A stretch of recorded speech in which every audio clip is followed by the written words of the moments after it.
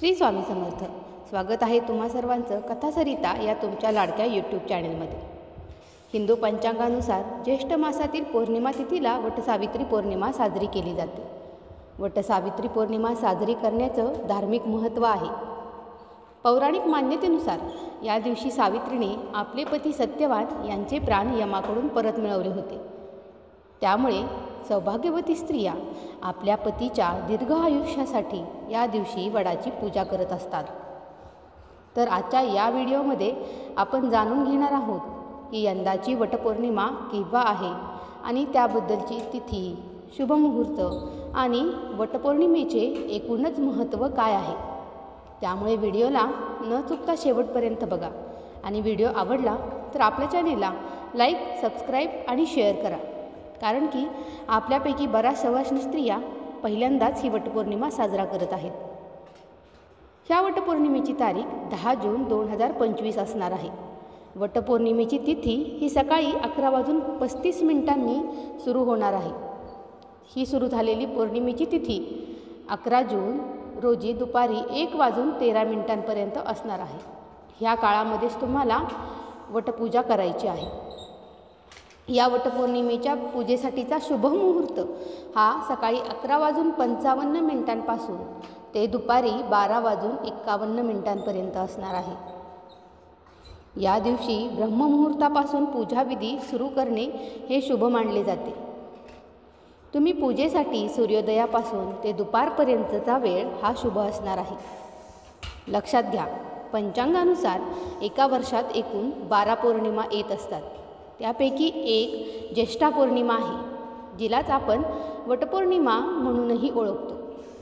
या दिवशी विवाहित महिला आपल्या पतीच्या दीर्घ आयुष्यासाठी आणि सुखी वैवाहिक जीवनासाठी व्रत करत असतात. आणि या व्रताची पूजा केल्यानंतर आणि ही वटपौर्णिमा साजरी केल्यानंतर तुम्हाला 7 जन्म हाच पती मिळावा अशी इच्छा तुम्ही त्यावेळेस व्यक्त करत असता. वटसावित्री व्रताप्रमाणे वटपौर्णिमेच्या व्रताच्या दरम्यान वटवृक्षाची पूजा करण्याचा विधी आहे. तसेच वटपौर्णिमेच्या व्रताची कथा वाचल्याशिवाय हे व्रत पूर्ण मांडलेच जात नाही. त्यामुळे सुरुवातीला आपण वटपौर्णिमेची कथा ऐकूया. पौराणिक कथेनुसार या व्रतादरम्यान पूजा केली जाणारी सावित्री माता ही राजा अश्वपतीची कन्या होती. सावित्री केवळ सुंदरच नव्हती तर खूप बुद्धिमान आणि धार्मिक मुलगी देखील होती. जेव्हा सावित्री लग्नाच्या वयाची झाली तेव्हा राजाने सावित्रीसाठी वर शोधायला सुरुवात केली. दरम्यान एकदा सावित्री भटकंती करत जंगलात पोहोचली तेव्हा तिला तिथे एक तरुण दिसला, ज्याचे नाव होते सत्यवान. सत्यवान हा केवळ धर्माच्या मार्गावर चालणारा एक महान पुरुष नव्हता, तर तो भगवान शिवाचा एक उत्कट भक्त देखील होता. त्यामुळे सत्यवानाचे गुण पाहून सावित्रीनं सत्यवानाला आपला वर म्हणून निवडले. जरी राजाला हे कळले तेव्हा त्याने आक्षेप घेतला नाही, परंतु नारद ऋषींच्या सांगण्यावरून सावित्रीचे वडील निश्चितच काळजीत होते की सत्यवानाचे आयुष्य कमी आहे. परंतु सावित्री तिच्या निर्णयांपासून मागे हटली नाही आणि शेवटी दोघांचे लग्न झाले. काही काळानंतर ठरल्याप्रमाणेच, किंवा त्याला आपण विधिलिखित असं म्हणतो, त्याप्रमाणे सत्यवानाचा मृत्यू झाला. पतीला पुनरुज्जीवित करण्याची इच्छाशक्ती आणि दृढनिश्चयानं सावित्रीला कठोर तपश्चर्या करायला लावली. त्यानंतर तिच्या पतीवरील भक्तीच्या बळावरती तिने यमराजाकडून तिच्या पतीचे जीवन परत आणले. ज्या दिवशी यमराजाने सत्यवानाचा जीव घेतला त्या दिवशी वटसावित्री हे व्रत पाळले जाते. आता ही वटपौर्णिमा कधी? तर वैदिक पंचांगाच्या गणनेनुसार यावर्षी ज्येष्ठ महिन्याच्या पौर्णिमेला म्हणजेच 10 जून रोजी सकाळी 11:35 ते 11 जून रोजी दुपारी 1:13 ही पौर्णिमा असणार आहे. उदयतिथीनुसार आपल्याला ही वटपौर्णिमा बुधवारी 11 जून 2025 रोजी साजरी केली जाईल. परंतु 10 जून 2025 रोजी ज्येष्ठा पौर्णिमेचे व्रत ठेवणे शुभ आहे. त्यामुळे आपण ही पौर्णिमा 10 जूनला साजरी करणार आहोत. या पूजेसाठीचा मुहूर्त हा सूर्योदयाला सकाळी 5:23 सुरू होणार आहे आणि या दिवशीचा चंद्रोदय हा संध्याकाळी 7:41 आहे. ब्रह्ममुहूर्तावर तुम्ही तुमचे काम आटपून स्नान आटपून घ्यायचे आहे. तो मुहूर्त सकाळी 4:02 ते 4:42 असणार आहे.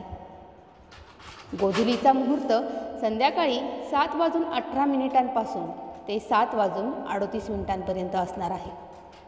या दिवशीचा राहू काळ दुपारी 12:21 ते 2:05 असणार आहे. त्यामुळे या दिलेल्या ठरल्या वेळेमध्येच तुम्हाला तुमची वटपौर्णिमा अतिशय आनंदाने आणि मनोभावे साजरी करायची आहे. ही वटपौर्णिमा साजरी करताना तुमच्या ताटामध्ये हळदी कुंकू, सावित्री आणि सत्यवानाची मूर्ती जर तुमच्याकडे असेल तर, नसेल तरीही काही हरकत नाही. धूप, दीप, उदबत्ती, निरांजन, 5 प्रकारची फळं, फुले, दिवा ठेवण्यासाठी रोवळी, वडाला गुंडाळण्यासाठी पांढरा मोठा धागा, पाणी भरलेला लहान कलश, पंचामृत, हिरव्या बांगड्या, एवढ्या सर्व गोष्टी तुमच्या ताटामध्ये असणं गरजेचं आहे.